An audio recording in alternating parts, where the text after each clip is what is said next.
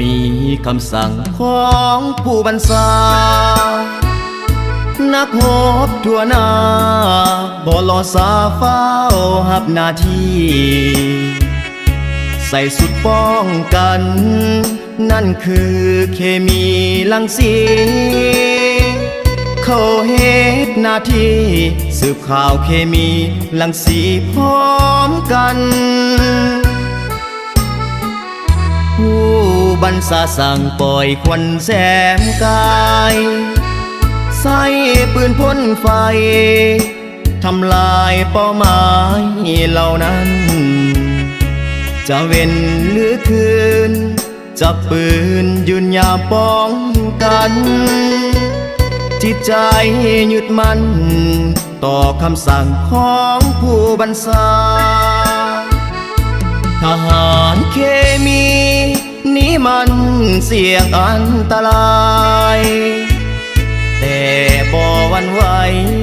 ต่อเปลวไฟฟูงมารปวงบ้าถึงชีพมาลาย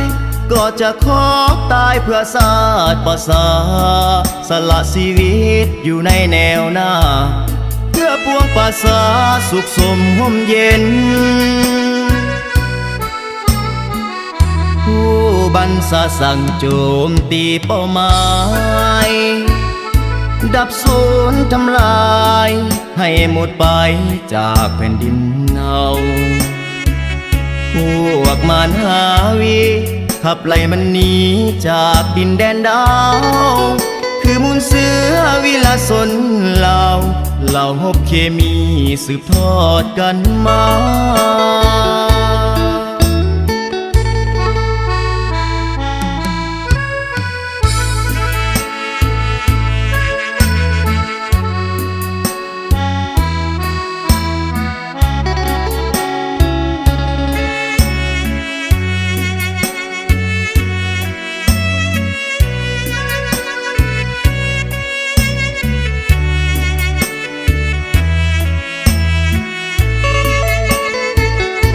ทหารเคมี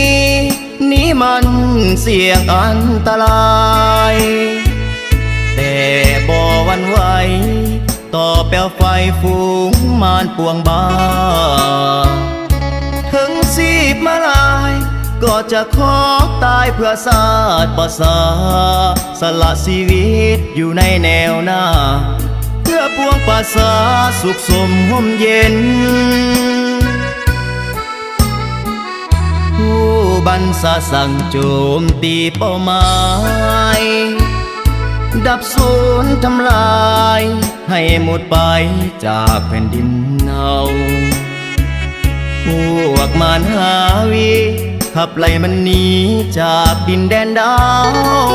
คือมูลเสือวิลาสนเหล่าหบเคมีสืบทอดกันมา